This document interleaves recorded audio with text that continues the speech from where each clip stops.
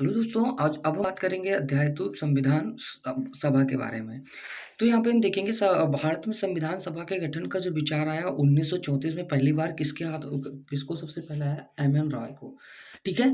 और 1935 में इन्होंने क्या किया, कांग्रेस में पहली बार संविधान का निर्माण के लिए एक आधिकारिक रूप से संविधान सभा के गठन की मांग की थी पहले।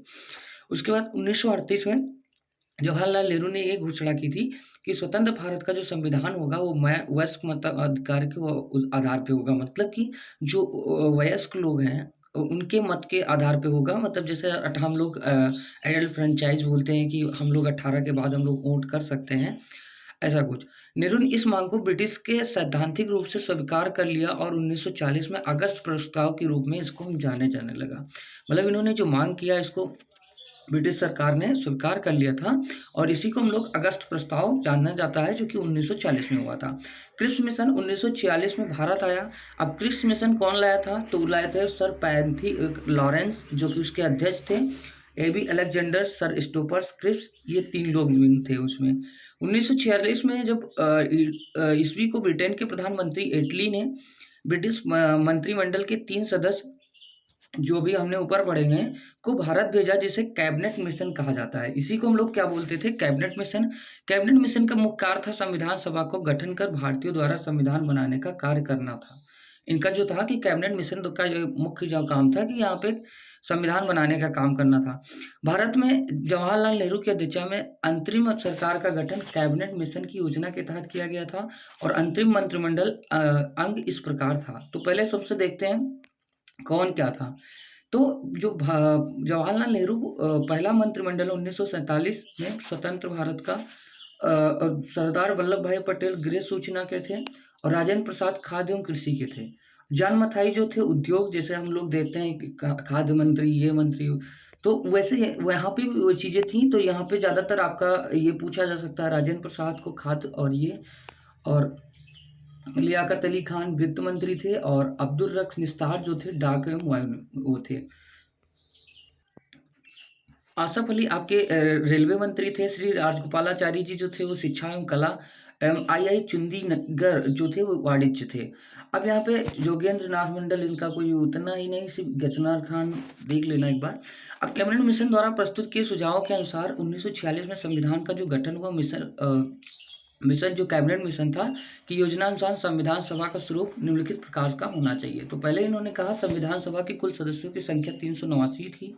उनमें से 296 ब्रिटिश थे और 93 देसी रियासतों द्वारा ली गई थी।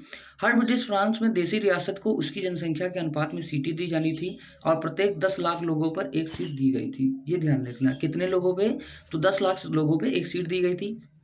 प्रत्येक ब्रिटिश प्रांत को दी गई सीटों का निर्धारण 3 प्रमुख समुदायों, उनकी जनसंख्या के अनुपात में किया जाना था। और 3 समुदाय वो कौन कौन से थे? तो मुस्लिम, सिख, मतलब कि कौन थे? मुस्लिम, सिख व सामान्य।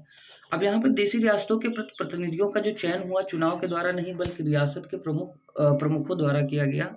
कैबिनेट मिशन के अनुसार ब्रिटिश जो भारत के लिए आवंटित किया गया 296 सीटों के लिए चुनाव जुलाई अगस्त में 1946 में हमारा संपन्न हुआ था। इस चुनाव में भारतीय जो राष्ट्रीय कांग्रेस था 208, मुस्लिम लीग को 73 तथा छोटे व निर्दलीय सदस्यों को 15 सीटें मिली थी। तो ये सीटें आपको इम्पोर्टेंट नहीं है, ये ज़्यादातर पूछे नहीं जाते हैं, लेकिन अब इसमें कोई ध्यान नहीं है। जो मेन आप उनके नाम, ये सारी चीज़ें, उनका काम क्या था, ये चीज़ और कोई जो इम्पोर्टेंट डेट है उसको मैं अंडरलाइन हाईलाइट जरूर कर दूंगा। तो महात्मा गांधी मोहम्मद अली जिन्ना को छोड़ दें, महात्मा गांधी और मोहम्मद अली जिन्ना को छोड़ दें तो सभा में उस समय भारत के सभी प्रसिद्ध व्यक्ति शामिल थे।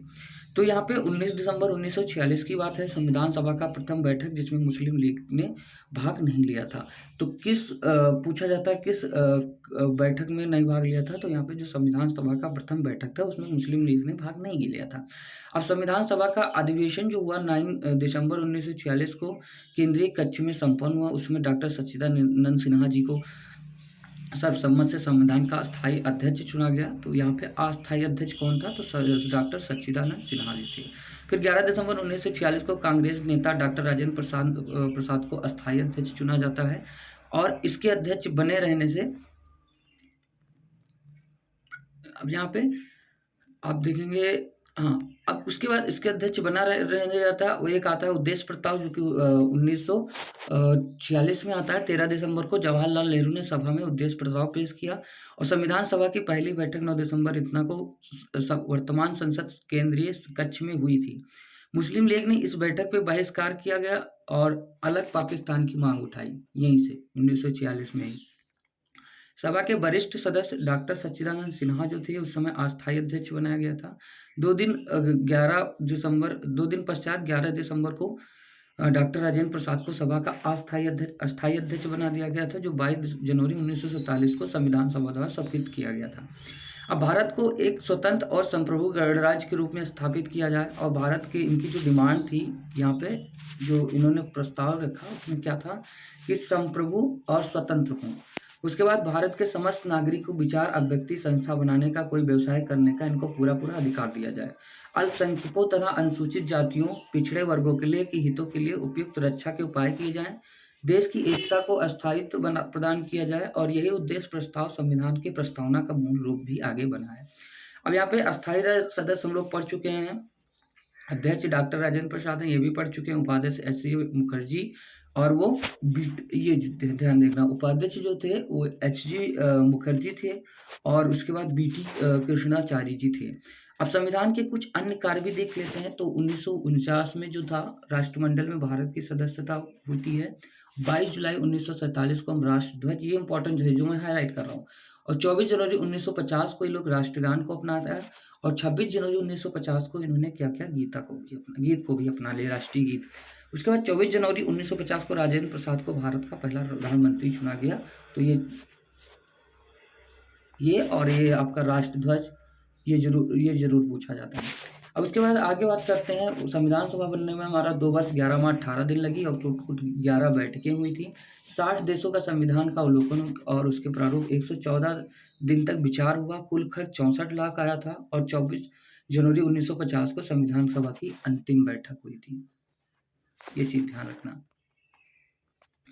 अब संविधान की प्रमुख समितियों की बात कर लेते हैं। तो उस समय क्या थी, संघ समिति, जिसको पंडित जवाहरलाल नेहरू द्वारा किया गया था। संघीय समिति जो थी, संघीय और जो संघ समिति या दोनों को पंडित जवाहरलाल नेहरू जी ओन कर रहे थे। प्रांतीय जो समिति थी उसको सरदार वल्लभ भाई पटेल, और प्रारूप जो समिति की थी ये जरूर पूछा जाता है, डॉक्टर भीमराव अम्बेडकर थे। तथा मौलिक अधिकारी अल्पसंख्यक जनजातियों बहिष्कृत क्षेत्रों के लिए सलाहकार समिति थी, जिसको सरदार पटेल देव ओन कर रहे थे। प्रक्रिया नियम सब समिति थी तो डॉक्टर राजेंद्र प्रसाद जी, और राज्यों के लिए जो समिति थी ये भी जवाहरलाल नेहरू थे, और संचालन समिति के सदस्य कौन थे, डॉक्टर राजेंद्र प्रसाद। अब प्रारूप समिति में देखते हैं तो अम्बेडकर जी अध्यक्ष थे, एन गोपालाचार्य अयंगार जी भी थे, अल्लादी कृष्ण स्वामी अय्यर और डॉक्टर के मुंशी सैयद मोहम्मद सादुल्ला, एन माधवराव, टी कृष्णाचारी। 4 नवंबर 1948 को अम्बेडकर ने सभा में संविधान प्रारूप पेश किया था। कब पेश किया था ये? इस बार संविधान को पहली बार पढ़ा गया था। कब अगर पहली बार पढ़ा गया था तो 4 नवंबर 1948 को। संविधान सभा के 229 सदस्यों में 284 जो लोगों ने संविधान पर हस्ताक्षर किए थे। अब यहाँ पे 26 नवंबर 1949 को बनाए गए संविधान में प्रस्तावना 395 अनुच्छेद में 8, ये जरूर हुई 395 उस समय वो थी। और यहाँ पे 1 मिनट में बता दे रहा हूँ, ये जरूर याद कर लेना।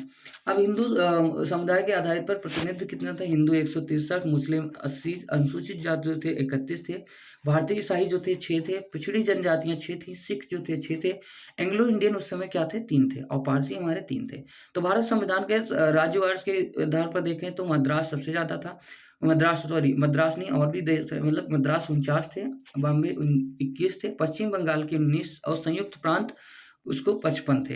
अब यहाँ पे पूर्वी पंजाब जो था 12 था, बिहार जो थे 36, मध्य प्रांत बरार जो था 17 था, असम में 8, असम से 8 से, उड़ीसा से 9 और दिल्ली से 1। संविधान सभा द्वारा हाथी का प्रतीक मोहर के रूप में अपनाया गया था। ये बहुत बार पूछा जाता है तो ये जरूर ध्यान दे रखना कि चीज का, तो हाथी का प्रतीक जो था यहाँ पे मोहर जो लगती थी वो हाथी का प्रतीक था, जिससे मोहर लगाया जाता था और सर बी.एन. राव संवैधानिक सलाहकार के रूप में नियुक्त किया गया था। संवैधानिक सलाहकार बी.एन. राव के रूप में नियुक्त किया जाता था और संविधान निर्माण में संबंधित महत्वपूर्ण व्यक्ति कौन थे? एच.बी.आर. अयंगर थे, एल.एन. मुखर्जी थे जो चीफ ड्राफ्टमैन थे और प्रेम बिहारी नारायण जो थे सुलेख के थे। वहीं पे बात करते हैं संविधान सभा के अम्बेडकर का पहली बार निर्वाचन बंगाल से तथा देश के बंटवारे से उनका निर्वाचन बॉम्बे में हुआ था। तो इस तरीके से पार्ट 2 भी हमने कंप्लीट कर लिया और कम से कम टाइम में। तो इस तरीके से हम लोग दूसरे और भी चीज़ों को हर चैप्टर को टोटल हमारे पास 20 टॉपिक्स हैं जो कि मैं पहले वीडियो में डिस्कस कर चुका हूँ। जिसमें हम जीएस के पूरे सिलेबस में हमने डिस्कस किया है कि टोटल 20 टॉपिक्स हैं जो आपको यूपीपी कांस्टेबल के लिए पर्याप्त होंगे और यूपीपी, यूपीएसआई तक भी ये सारी चीज़ें अच्छी होंगी।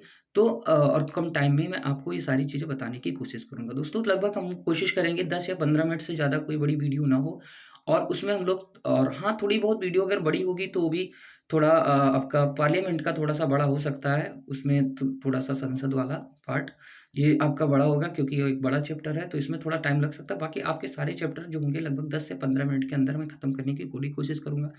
और आप इसी जो मैं हाइलाइट कर रहा हूँ इसी को पढ़ के जाइए, आपका बिल्कुल एकदम करेक्ट आपका 110% आएगा। ठीक है? तो मिलते हैं अगले वीडियो में पार्ट 3 के साथ, तब तक के लिए बाय-बाय।